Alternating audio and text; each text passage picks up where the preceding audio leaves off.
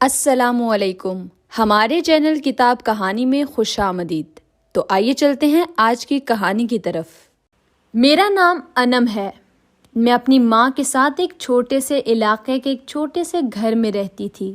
بھائی بہن کوئی تھا ہی نہیں، اور ابا کو بھی تو کہاں دیکھا تھا۔ میں نے بس اماں سے ان کا ذکر ہی سنا تھا۔ وہ ان کی بات بھی کم ہی کیا کرتی تھیں۔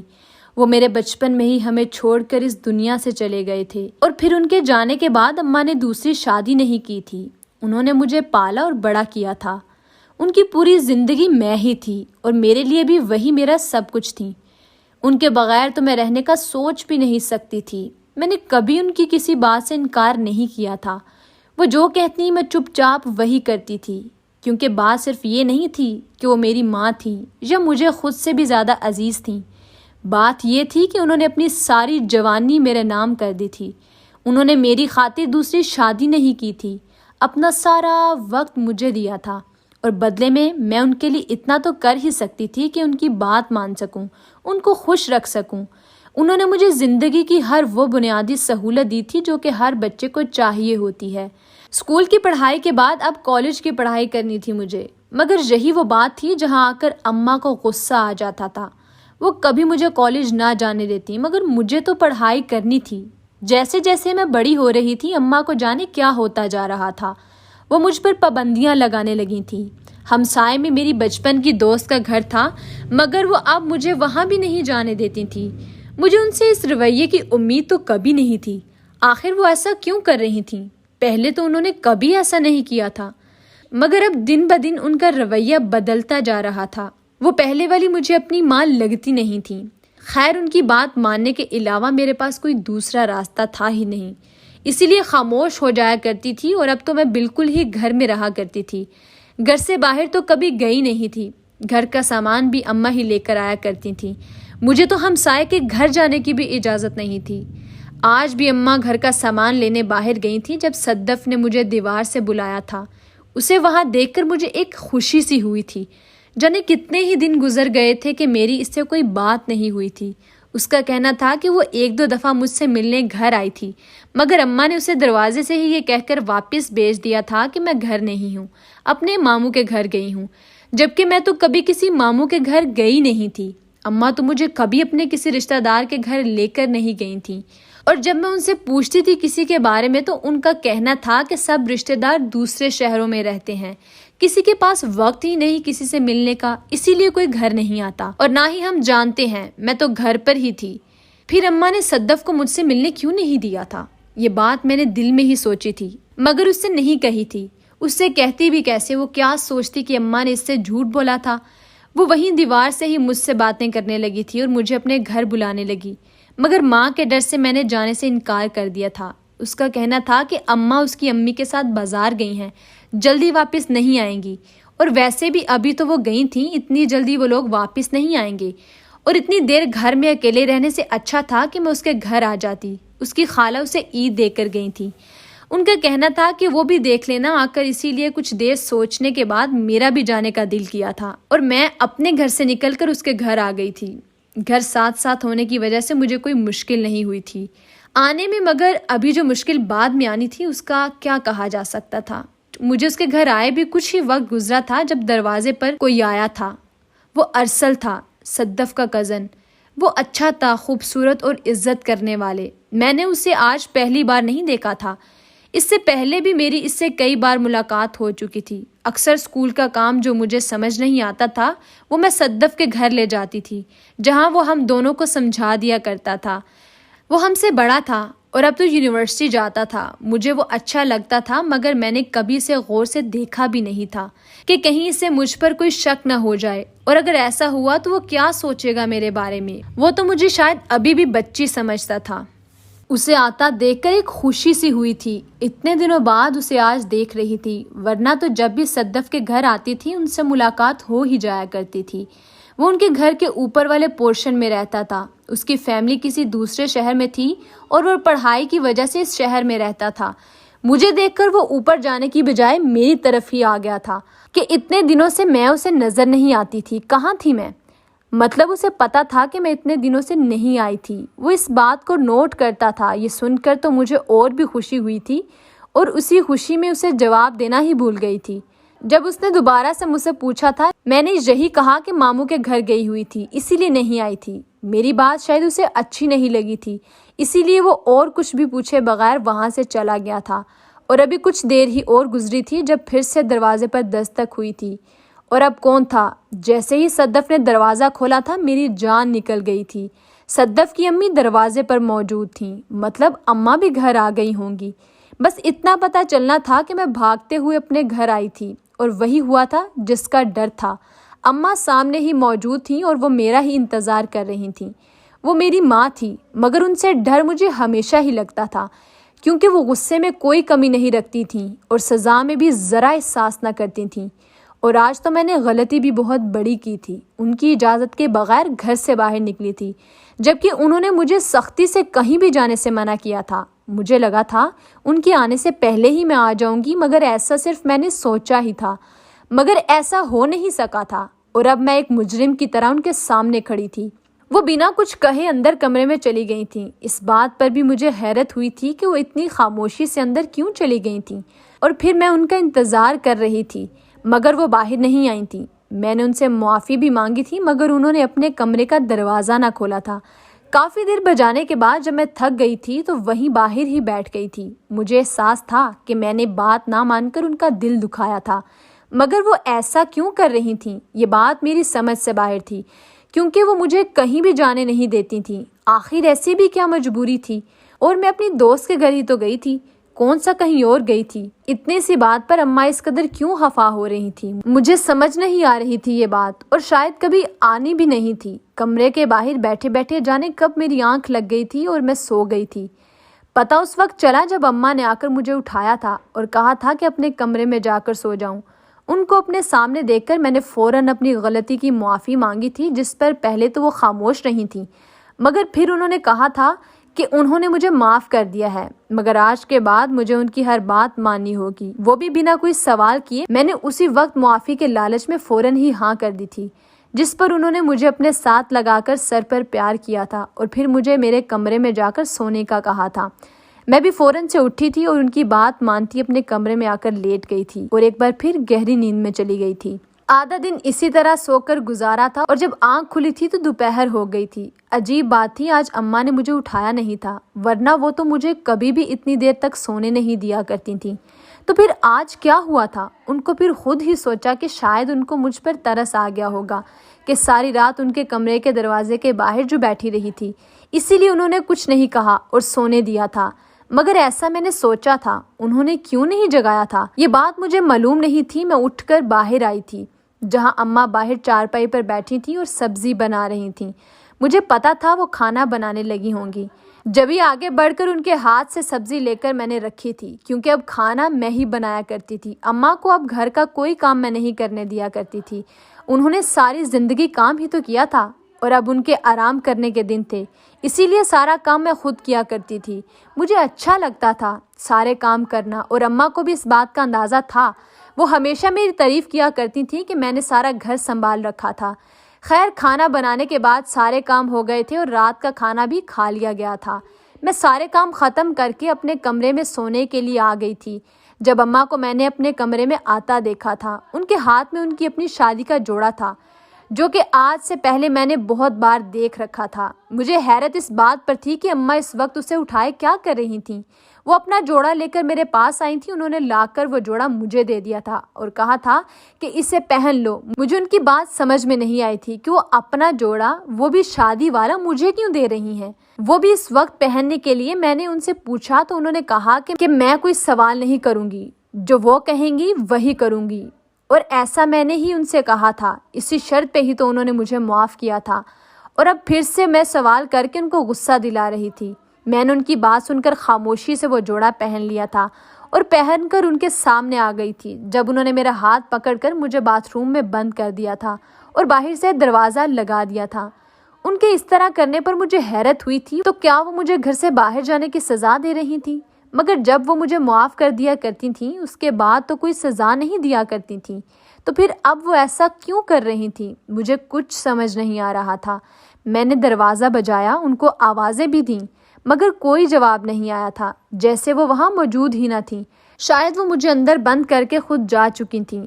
اب میرے پاس چپ کر کے باتھ روم میں ہی رہنے کے علاوہ کوئی راستہ نہیں تھا، اور میں نے ایسا ہی کیا تھا۔ خاموشی سے وہیں بیٹھ گئی تھی اور پھر بیٹھے بیٹھے ہی سو گئی تھی۔ مگر صبح جیسے ہی میری آنکھ کھلی تو میرا لباس جگہ جگہ سے پھٹا ہوا تھا۔ مجھے سمجھ نہیں آئی تھی یہ کیسے پھٹا تھا، اور اب اماں کو کیا جواب دوں گی؟ وہ تو اور غصہ ہوں گی۔ یہ پھٹا ہوا لباس دیکھ کر ڈرتے ڈرتے میں نے باتھ روم کا دروازہ کھولا تھا، جو کہ آسانی سے کھل گیا تھا۔ مطلب اماں نے وہ دروازہ باہر سے کھول دیا تھا۔ جبھی وہ آسانی سے کھل گیا تھا، میں باتھ روم سے باہر آ گئی تھی، اور پھر کچھ ہی دیر میں اماں بھی کمرے میں آ گئی تھیں۔ انہوں نے مجھ سے کہا کہ یہ لباس تبدیل کر لو۔ میں نے فوراً سے وہ لباس بدل کر اماں کو واپس کر دیا تھا، اور حیرت اس بات پر تھی کہ وہ پھٹا ہوا لباس دیکھ کر نہ تو اماں نے مجھے ڈانٹا تھا اور نہ ہی کوئی سوال کیا تھا۔ وہ خاموشی سے وہ لباس لے کر وہاں سے جا چکی تھیں اور اپنے پیچھے مجھے سوچ میں ڈال گئی تھیں۔ خیر، میں بھی ساری سوچوں کو ایک طرف رکھتی گھر کے کام کاج میں لگ گئی تھی۔ مجھے نہیں پتا تھا کہ اب آگے کیا ہونے والا تھا۔ سارا دن ٹھیک گزرا تھا۔ رات کو جیسے ہی میں اپنے کمرے میں سونے کے لیے آئی تھی، اماں پھر سے اپنی شادی والا لباس لے کر میرے پاس آ گئی تھی اور مجھے اسے پہننے کا کہا تھا۔ جب میں نے سوچا کہ وہ تو کل پھٹ گیا تھا تو آج کیسے پہنا جا سکتا تھا، مگر ماں نے جیسے ہی وہ مجھے دیا، مجھے دیکھ کر شدید حیرت ہوئی تھی، کیونکہ اس پر پھٹنے کا کوئی نشان تک نہ تھا۔ وہ بالکل ویسے ہی تھا جیسے پہلی بار اماں نے مجھے دیا تھا۔ ایسا کیسے ہو سکتا تھا؟ اگر اسے سلائی بھی کیا جاتا تو پھٹی ہوئی جگہ کی کوئی نشان ہوتے، کوئی سلائی ہوتی، مگر ایسا کچھ بھی اس جوڑے پر موجود نہیں تھا، اور تھا بھی وہ وہی جوڑا تو ایسا کیسے ہو سکتا تھا؟ یہاں سوال میں اماں سے پوچھنا چاہتی تھی، مگر ان کے غصے کے ڈر سے خاموش ہی رہی تھی۔ انہوں نے مجھے وہ لباس پہننے کا کہا تھا اور میں نے ان کی بات مانتے ہوئے آج بھی وہ لباس پہن لیا تھا، اور اس کے بعد انہوں نے کل کی طرح مجھے باتھ روم میں بند کر دیا تھا۔ پھر ساری رات میں وہیں رہی تھی۔ اب روز ہی ایسا ہونے لگا تھا۔ اماں مجھے وہ جوڑا پہنا کر باتھ روم میں بند کرتی اور صبح وہ جوڑا جگہ جگہ سے پھٹا ہوتا، مگر رات کو جب اماں وہ جوڑا مجھے دوبارہ پہننے کو دیتی وہ بالکل ٹھیک ہوتا۔ میں اس سارے حالات سے کافی پریشان تھی۔ مجھے کچھ سمجھ نہیں آ رہی تھی کہ ہو کیا رہا ہے۔ اماں ایسا کیوں کر رہی تھیں؟ وہ روز ایک ہی کام کیوں کرتی تھیں؟ اگر تو میری سزا تھی تو اب تک تو پوری ہو جانی چاہیے، مگر اس بات کو اب کافی دن گزر گئے تھے، مگر سب ویسے ہی چل رہا تھا، کچھ نہ بدلا تھا۔ میں پوری رات باتھ روم میں بند رہتی اور پورا دن اس کی وجہ سوچتی رہتی تھی کہ اچانک ایک دن میری طبیعت کافی خراب ہو گئی تھی۔ جب اماں کو پتہ چلا تو وہ مجھے اسپتال لے گئی تھیں، اور پھر وہ ہوا جو میں نے کبھی سوچا بھی نہیں تھا۔ وہ میرا منہ میٹھا کرواتے ہوئے بولی کہ میں ماں بننے والی ہوں۔ میری جان نکل گئی جب وہ بولی کہ یہ بات کسی کو مت بتانا کہ بچہ میرا تمہیں باتھ روم میں بند کرنے سے ہو رہا ہے۔ انہوں نے مجھے یہ بات کسی کو بھی بتانے سے مجھے سختی سے منع کیا تھا، اور میرا دماغ تو ان کی اسی بات پر اٹک گیا تھا کہ اس بچے کے پیچھے کی وجہ ان کا مجھے باتھ روم میں بند کرنا تھا۔ یہ سب ہو کیا رہا تھا؟ مجھے کچھ سمجھ نہیں آ رہی تھی۔ اماں مجھے اپنے ساتھ ہی گھر لے آئی تھیں، اور اب تو وہ مجھے بالکل بھی کسی سے ملنے نہیں دیتی تھیں، اور نہ ہی اب مجھے باتھ روم میں بند کیا کرتی تھیں۔ میں ان سے کچھ بھی پوچھتی مگر وہ میری کسی بھی بات کا جواب نہیں دیتی تھیں، اور اسی طرح وقت گزرتا گیا تھا۔ وہ بچہ اس دنیا میں آ گیا تھا جسے میری ماں نے فوراً سے پہلے اسے لے لیا تھا، اور پھر جانے اسے کہاں چھوڑ آئی تھیں۔ مجھے کچھ پتا نہیں تھا۔ میں رو رو کر ان سے پوچھتی تھی کہ وہ میرے بچے کو کہاں چھوڑ آئی تھیں، مگر ان کا کہنا تھا کہ سب بھول جاؤ، وہ بچہ میرا نہیں تھا اور وہ اب مجھے کبھی دوبارہ واپس نہیں ملے گا، اسی لیے اسے بھول جاؤ۔ مگر مجھے یہ بات کہاں گوارا تھی۔ پہلے انہوں نے کہا کہ وہ بچہ میرا ہے، اور اب اسے خود ہی کہیں چھوڑ آئی تھیں اور کہہ رہی تھیں کہ وہ بچہ میرا نہیں تھا۔ کیا ہو گیا تھا ان کو؟ میں ہر روز ان سے ایک ہی بات کہتی تھی، مگر وہ روز کوئی جواب نہیں دیا کرتی تھیں۔ پھر ایک دن انہوں نے مجھے تیار ہونے کا کہا تھا، اور ساتھ ہی ساتھ یہ بھی کہا تھا کہ کوئی رشتے والے گھر آنے والے ہیں میرے رشتے کے لیے، اور اگر میں ان کو پسند آ گئی تو وہ میری شادی کروا دیں گی۔ بس یہ کہہ کر وہ چلی گئی تھیں، مگر مجھے یہ شادی کسی صورت نہیں کرنی تھی۔ مجھے سب سے پہلے وہ حقیقت جاننی تھی جو میری اماں نے مجھ سے چھپا کر رکھی تھی۔ ابھی تک اس کے بعد ہی کوئی نئی بات کر سکتی تھی۔ رشتے والے گھر تو آئے تھے، اور اماں کے زبردستی کرنے پر میں نے ان سے مل بھی لیا تھا، مگر یہ شادی تو مجھے کسی صورت بھی نہیں کرنی تھی۔ 2 دن گزرے تھے جب اماں کا کہنا تھا کہ ان لوگوں نے ہاں کر دی تھی، اور اب کچھ دن بعد ہی میرا نکاح تھا۔ کس کے ساتھ تھا، کیوں تھا، مجھے یہ سب نہیں بتایا گیا تھا۔ بس اتنا کہا تھا کہ میری شادی ہے۔ میں نے اماں کی بہت منت سماجت کی تھی مگر وہ نہ مانی تھیں۔ ان کا کہنا تھا وہ جو بھی کر رہی تھیں میری بھلائی کے لیے کر رہی تھیں، مگر سچ تو یہ تھا کہ مجھے ان سب میں کوئی بھلائی نظر نہیں آ رہی تھی، بس نقصان ہی نقصان لگ رہا تھا۔ اس وقت میں خاموش رہی تھی۔ شادی کے دن قریب آ رہے تھے۔ اماں نے کچھ کپڑے اور ضروری سامان خرید رکھا تھا میرے لیے۔ مجھے چیزوں کی کیا ضرورت تھی جب میرا دل نہ تو خوش تھا اور نہ ہی مطمئن تھا۔ میں کیسے کسی اور سے شادی کر لیتی؟ مجھے وہ کوئی اور پسند تھا اور بچپن سے ہی ایک شخص میری پسند رہا تھا، ارسل، مگر کبھی کہنے کی ہمت ہی نہیں ہوئی تھی۔ اگر ہمت کی ہوتی تو شاید آج جو کچھ بھی میرے ساتھ ہو رہا تھا وہ نہ ہوتا۔ کسی کو کیا خبر تھی کہ اس گھر میں کیا ہو رہا تھا؟ صدف بھی جب گھر ملنے آتی تو اماں اسے دروازے سے ہی واپس بھیج دیتی تھیں اور مجھے تو گھر سے نکلنے کی کوئی اجازت تھی ہی نہیں۔ ایک وہی تو میری دوست تھی جس سے میں ہر بات کیا کرتی تھی، مگر اب وہ بھی میرے ساتھ موجود نہیں تھی اور اماں کو تو جانے کیا ہو گیا تھا، وہ کیا کر رہی تھی میرے ساتھ۔ شادی کا دن بھی آ گیا تھا اور مجھے شادی کا جوڑا بھی دے دیا گیا تھا جسے ابھی تک میں نے نہیں پہنا تھا۔ بارات آ گئی تھی۔ بارات کیا تھی؟ بس کچھ لوگ تھے اور ان لوگوں میں ایک وہ انسان تھا جس سے میری شادی ہونے جا رہی تھی، جو مجھ سے عمر میں کافی بڑا تھا۔ وہ تو شاید اگر میرے ابا زندہ ہوتے تو ان کی عمر کے ہی ہوتے، اور اس کی حرکتیں دیکھ کر مجھے ایک منٹ نہیں لگا تھا سوچنے میں کہ آگے مجھے کیا کرنا تھا۔ میں نے گھر کی چھت سے جا کر ساتھ صدف کے گھر کی چھت پر چھلانگ لگائی تھی۔ ان کا گھر نیچے تھا، اوپر والا حصہ ارسل کے پاس تھا۔ پورے پورشن میں وہ اکیلا رہتا تھا۔ چھت پر کسی کے آنے کی آہٹ سن کر باہر آیا تھا اور مجھے دیکھ کر اسے حیرت ہوئی تھی۔ رات کو اس وقت وہ بھی چھت پر، یہ جانتے ہوئے بھی کہ وہاں وہ رہتا تھا۔ کسی کو پتا چلتا تو لوگ کیا کیا باتیں کرتے۔ اس نے غصے سے مجھے ڈانٹا تھا جب میں نے اسے معذرت کرتے ہوئے نیچے جانے کی بات کی تھی۔ اس سے پہلے میں نیچے جاتی اس نے مجھے روکا تھا اور کہا تھا کہ وہ اس راستے سے مجھے نیچے نہیں جانے دے سکتا۔ کسی کو پتا چلا تو کوئی کیا کہے گا؟ اگر مجھے صدف کے گھر جانا تھا تو سیدھے راستے سے آتی، دروازے سے۔ ان کا کہنا تھا کہ ابھی واپس اپنے گھر جاؤ اور اگر آنا ہی ہے تو دروازے سے آؤ۔ وہ ایک سلجھا ہوا اور سمجھدار انسان تھا، وہ ٹھیک کہہ رہا تھا، مگر میرے حالات اس وقت ایسے نہ تھے کہ کسی سیدھے راستے کا انتخاب کرتی۔ سب کچھ غلط ہو رہا تھا، تو راستہ سیدھا کیسے ہو سکتا تھا؟ مجھے معلوم تھا گھر میں اماں کو پتہ چل چکا ہوگا کہ میں گھر میں موجود نہیں ہوں اور ایک ہنگامہ ہوگا، اور اب میں واپس تو ہرگز نہیں جانے والی تھی۔ یہی بات میں نے اپنے سامنے کھڑے اس انسان کو بھی کہی تھی جو مجھے واپس بھیجنے پر تلا تھا، مگر مجھے کسی بھی صورت واپس نہیں جانا تھا۔ یہی سوچ کر میں نے اب تک جو ہوا تھا ساری بات ارسل کو بتا دی تھی کہ کیسے میری اماں مجھے باتھ روم میں بند کرتی تھی اور کیسے انہوں نے میری شادی کرنے کا فیصلہ کر لیا تھا۔ میری بات پر تو اسے یقین تھا، مگر جو کچھ میں نے بتایا تھا کوئی بھی سنتا تو حیران ہوتا۔ وہ بھی ہوا تھا۔ حیرت اس کے چہرے سے صاف پتہ چل رہی تھی۔ اس کا سب کچھ سن کر یہی کہنا تھا کہ ایسا کیسے ہو سکتا تھا؟ کیا میں اس سے کوئی مذاق کر رہی تھی؟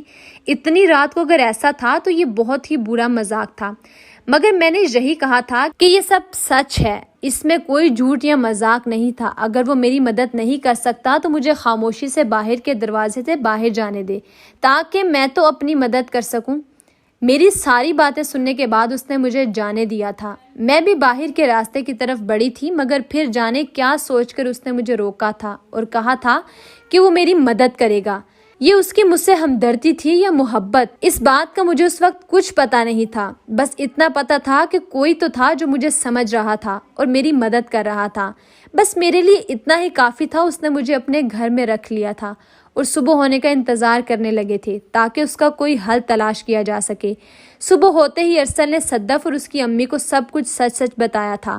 صدف کی امی ایک نیک اور اچھی خاتون تھیں، وہ باقی عورتوں کی جیسی بالکل بھی نہیں تھیں۔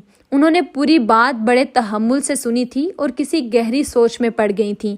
وہ کافی سمجھدار اور علم والی تھیں۔ ان کا کہنا تھا کہ یہ کوئی عام یا سیدھی بات نہیں تھی، اس کے پیچھے کچھ بہت بڑی بات تھی جو کہ ہمیں معلوم نہیں تھی۔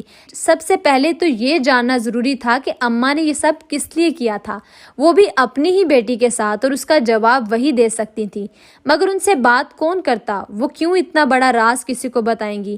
یہی سوچ کر بات یہیں ختم ہو جاتی تھی جب صدف کی امی نے کہا کہ وہ کسی کو جانتی ہیں، وہ عورت کافی علم رکھتی ہیں، کیا پتہ ان کے پاس کوئی حل ہو، ان سب باتوں کی کوئی وجہ پتہ لگا سکیں۔ اور پھر ہمارا رخ ان کی طرف تھا۔ اپنے گھر کی مجھے کوئی خبر نہیں تھی، میرے وہاں سے آنے کے بعد وہاں کیا ہوا تھا مجھے نہیں پتا تھا، بس پتا تھا تو اتنا کہ مجھے سارا سچ جاننا تھا۔ صدف کی امی، صدف اور میں، ہم تینوں ہی اس عورت کے پاس چلے گئے تھے۔ اس عورت نے مجھے غور سے دیکھا تھا اور اب پھر مجھ سے میرے ابا کا پوچھا تھا، مگر ابا کے بارے میں میرے پاس کوئی زیادہ معلومات نہیں تھیں کیونکہ اماں نے کبھی مجھے بتایا ہی نہیں تھا۔ پھر اس عورت نے مجھ سے میری اماں کا پوچھا تھا جو کہ میں جانتی تھی، تو میں نے سب کچھ اسے بتا دیا تھا، مگر اس کا کہنا تھا کہ اپنی اصل اماں کے بارے میں بتاؤ۔ اس کے اس سوال پر مجھے اچھی خاصی حیرت ہوئی تھی کہ اماں میری ماں ہی تھی، مگر اس کا کہنا تھا کہ وہ عورت کسی کی ماں ہو نہیں سکتی کیونکہ وہ کوئی عام عورت نہیں ہے، وہ ایک جادوگرنی ہے جو کہ جادو میں اچھا خاصا کمال رکھتی ہے۔ جادو سے ہی اس نے وہ سب کیا تھا، اصل بات کچھ اور ہے۔ اس سب کے کرنے کی وجہ وہ اپنے کسی مقصد کے لیے یہ سب کر رہی ہے، اور یہ اس نے پہلی بار نہیں کیا، وہ تو کئی سال سے یہ سب کر رہی تھی۔ تو کیا وہ ایک انسان نہیں تھی؟ وہ ایک جن زادی تھی جو کہ اپنے مطلب کے لیے ایسا کرتی تھی۔ یہ سب کرنے کا اس کا کیا مقصد تھا یہ وہی بتا سکتی تھی کہ اس نے ایسا کیوں کیا تھا۔ مجھے سب سن کر اور حیرت ہو گئی تھی۔ تو کیا وہ میری ماں نہیں تھی؟ اور اگر ایسا تھا تو مجھے پتا کیوں نہ چلا تھا؟ میرے ماں باپ کہاں تھے؟ بہت سارے سوال تھے میرے دماغ میں اور ان کا جواب اماں کے پاس ہی تھا، مگر وہ کسی بھی بات کا جواب کیوں دیتی؟ اسی لیے اس عورت کا کہنا تھا کہ ہمیں سب جاننے کے لیے اسے یہاں بلانا ہوگا، ایسا عمل کرنا ہوگا۔ اگر وہ کامیاب ہو گیا تو جسے میں اپنی ماں سمجھ رہی تھی وہ ایک جادوگرنی تھی، وہ سب خود آ کر بتائے گی کہ اس نے ایسا کیوں کیا تھا، مگر وہ عمل ہمیں رات کو کرنا تھا اور پھر سارے انتظامات ہو گئے تھے۔ ہمیں آج رات وہ عمل کرنا تھا اور اب کچھ جاننا تھا۔ سب نے میرا ساتھ دیا تھا اور ہم لوگ رات کے وقت اس عورت کے کہنے کے مطابق وہاں موجود تھے۔ سب کچھ ہو گیا تھا اور اب اس نے اپنا عمل شروع کر دیا تھا۔ اب دیکھنا یہ تھا کہ اسے ہمیں کوئی فائدہ ہونا تھا کہ نہیں۔ اس عورت نے عمل شروع کیا تھا جس سے ایک ہوا کا تیز جھونکا آیا تھا، اور جب سامنے دیکھا تو اماں وہاں موجود تھیں۔ وہ خود نہیں آئی تھیں، ان کو بلایا گیا تھا۔ جبھی وہاں آ کر انہوں نے اپنے بلائے جانے کا مقصد پوچھا تھا، وہ ایک ہی بات بار بار کہہ رہی تھیں کہ مجھے کیوں بلایا ہے۔ جب اس عورت نے اسے پوچھنا شروع کیا تھا کہ اس نے میرے ساتھ یہ سب کیوں کیا تھا، میرے ماں باپ کون تھے، کہاں تھے، وہ مجھے کہاں سے اپنے مقصد کے لیے اٹھا کر لائی تھی، اور اس کا یہ سب کرنے کا کیا مقصد تھا، اتنے سارے سوال تھے مگر پتہ نہیں سب کا جواب ملنا بھی تھا کہ نہیں، کچھ پتہ نہیں تھا۔ وہ عورت اپنے سارے سوال پوچھ کر خاموش ہو گئی تھی۔ جب اماں نے بتانا شروع کیا تھا کہ وہ ایک جادوگرنی ہے، بہت سال پہلے وہ کسی کو پسند کرتی تھی مگر وہ اس سے پیار نہیں کرتا تھا، مگر اس کے اسے دھمکانے پر وہ شادی کے لیے مان بھی گیا تھا۔ ایک رات ان کی شادی طے ہو گئی تھی، ان کو اس رات شادی کرنی تھی۔ وہ دلہن کا وہی لباس پہن کر بالکل تیار تھیں اور ساری رات ہی اس کا انتظار کرتی رہی تھیں، مگر وہ نہیں آیا تھا، اور بعد میں پتہ چلا تھا کہ اس نے کسی اور سے شادی کر لی تھی۔ وہ اس کے عشق میں پاگل ہو گئی تھی، اسے کسی بھی قیمت پر اپنی محبت چاہیے تھی۔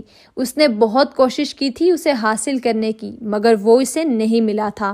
اس کا کہنا تھا کہ وہ اس سے محبت نہیں کرتا، اور یہی وہ بات تھی جس نے سب کچھ ایسا کر دیا۔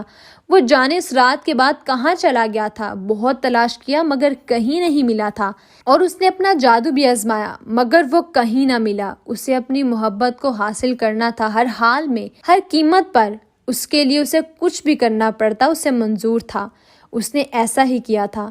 اس نے کسی جادوگر سے مدد مانگی تھی اور اس جادوگر نے کہا تھا کہ اپنی محبت حاصل کرنے کا ایک ہی طریقہ ہے، اور وہ یہ تھا کہ ایک ایسی بچی تلاش کرو جس کی گردن کے پیچھے ایک کالا نشان ہو، وہی لڑکی اس سے اس کی محبت واپس دے سکتی تھی، اور وہ نشان میرے میں تھا۔ میرے ماں باپ اس دنیا میں نہیں تھے۔ اس نے بتایا کہ وہ بہت تلاش کرنے پر میں اسے ایک یتیم خانے میں ملی تھی اور وہ مجھے اپنی بیٹی بنا کر لے آئی تھی۔ اس جادوگر کا کہنا تھا کہ جیسے ہی یہ بچی جوان ہوگی، جادوگر کے ذریعے سے اس کا ایک بچہ ہوگا اور وہ چند ہی دنوں میں بڑا ہو جائے گا اور پھر وہی اس کی محبت کی تکمیل کرے گا۔ اس سے شادی کر کے وہ وہی ہوگا جیسے وہ چاہتی تھی، اور اس طرح اسے اس کی محبت مل جائے گی۔ اور ساتھ ساتھ اس نے ایک شرط رکھی تھی کہ جیسے ہی یہ لڑکی اس بچے کو جنم دے گی تو اس کی شادی میں اس جادوگر سے کروا دوں گی جس نے اس سب میں میری مدد کی تھی۔ مگر میں شادی سے بھاگ آئی تھی جس سے سب کچھ بگڑ گیا تھا۔ اس کی برسوں کی خواہش پھر سے ادھوری رہ گئی تھی۔ وہ اسے پھر سے نہیں ملا تھا۔ وہ اسی جگہ کھڑی جیسے تڑپ رہی تھی اور غصے سے مجھے دیکھ رہی تھی۔ جیسے اس کے اختیار میں ہوتا تو ابھی میری جان ہی لے لیتی۔ اس کی ساری باتیں سننے کے بعد اسے واپس بھیجنے کی بجائے اس عورت نے اس جادوگرنی کو اپنے پاس قید کر لیا تھا، ہمیشہ ہمیشہ کے لیے۔ اس کے فرار کے سارے راستے بند کر دیے تھے اور اب میں اس کی قید اور اس کے جادو سے بالکل آزاد تھی۔ اب وہ میرا کچھ نہیں بگاڑ سکتی تھی، اور اس بات کی تسلی مجھے اس عورت نے دی تھی۔ اس کا کہنا تھا کہ اب میں عام انسانوں کی طرح اپنی زندگی گزار سکتی ہوں، وہ مجھے کوئی نقصان نہیں پہنچا سکتی تھی۔ اور آج اتنے سالوں بعد میں آزاد ہوئی تھی، کسی کی قید سے، کسی کے جادو سے۔ اب میرے ماں باپ تو اس دنیا میں تھے نہیں اور کسی رشتہ دار کا بھی کوئی پتہ نہیں تھا، جانے وہ مجھے کس یتیم خانے سے لائی تھی، اور اگر پتہ چل بھی جاتا تو جن رشتہ داروں نے اس وقت مجھے سہارا نہیں دیا تھا، یتیم خانے میں ڈال دیا تھا، وہ اب مجھے اتنے سالوں بعد کہاں اپنے پاس رکھتے، اور اب تو شاید وہ لوگ مجھے پہچانتے بھی نہیں، اور پھر ان کو تلاش کرنا بھی تو کوئی آسان کام نہیں تھا۔ اسی لیے بس جو گزر گیا تھا اسے بھول جانا ہی ٹھیک تھا۔ صدف کی امی نے مجھے اپنے پاس اپنے گھر میں ہی رکھ لیا تھا، میں ان کے ساتھ ان کے گھر میں ہی رہتی تھی۔ سب کی رضامندی سے میرا نکاح ارسل سے ہو گیا تھا، ہم لوگ اوپر والے گھر میں رہنے لگے تھے۔ میں بہت خوش تھی، جسے چاہا تھا اسے پا لیا تھا، وہ بھی خوش تھا۔ اس نے پہلے کبھی اپنی محبت کا اعتراف نہیں کیا تھا، مگر شادی کے بعد اس نے بتایا تھا کہ وہ بھی مجھ سے محبت کرتا تھا، مگر اس کا ماننا تھا کہ شادی سے پہلے وہ مجھے یہ بتا کر میرے دل میں کوئی امید نہیں جگانا چاہتا تھا، کیونکہ ممکن تھا کہ ہم نہ مل پاتے، تو ایسے میں ساری زندگی اسی کے خیال میں رہتی جو کہ وہ نہیں چاہتا تھا۔ اسی لیے اس نے کبھی اپنی محبت کا اظہار نہیں کیا تھا۔ ہم دونوں اپنی زندگی میں خوش تھے، جو ہوا تھا وہ اچھا تو نہیں تھا، مگر اسے بھول جانا ہی بہتر تھا۔ زندگی ختم نہیں ہوتی، وہ ہمارے جینے کا کوئی راستہ کھول دیتی ہے کہ جس کے لیے ہم جی سکیں۔ ہمارا ہونا کبھی بھی فضول یا بے مقصد نہیں ہوتا، ابھی کچھ نہ کچھ باقی ہوتا ہے، جبھی اللہ نے ہمیں زندہ رکھا ہوتا ہے۔ سب ختم ہونے کے بعد بھی سب ختم نہیں ہوتا، کچھ باقی ہوتا ہے اس وقت تک جب تک ہم زندہ ہوتے ہیں۔ زندگی میں کبھی بھی ہار مت مانیں اور کسی غلط بات پر کبھی نہ جھکیں۔ اگر آپ حق پر ہیں تو اپنے لیے آواز خود اٹھائیں، یہ انتظار مت کریں کہ کوئی آئے گا اور آپ کے لیے کچھ کرے گا۔ اگر ہمارے لیے کوئی کچھ کر سکتا ہے تو وہ ہم خود ہوتے ہیں۔ ہمت کریں، اپنے حق کے لیے لڑیں، اور کوئی نہیں تو اللہ ہمارا ساتھ ضرور دیتا ہے، بس قدم اٹھانے کی دیر ہوتی ہے۔ اگر انم بھی اپنے لیے خود کچھ نہ کرتی تو جانے آج کہاں ہوتی بھی کہ نہیں، مگر اس نے ہمت کی اور اپنے لیے خود کچھ کیا، اور پھر سب نے اس کا ساتھ دیا، اور آج وہ ایک نارمل اور اچھی زندگی جی رہی ہے۔ یہ ایک کہانی ہے مگر حقیقت بھی یہی ہے، اپنے لیے خود کچھ کریں، لوگوں کے سہارے لینا چھوڑ دیں۔ اگر آپ کو ہماری آج کی کہانی پسند آئی ہو تو ویڈیو کو لائک کیجئے، کمنٹ سیکشن میں اپنی قیمتی رائے کا اظہار کیجئے، اور ہمارے چینل کتاب کہانی کو سبسکرائب کرنا مت بھولیے۔ ملتے ہیں کل ایک نئی دلچسپ کہانی کے ساتھ۔ اللہ حافظ۔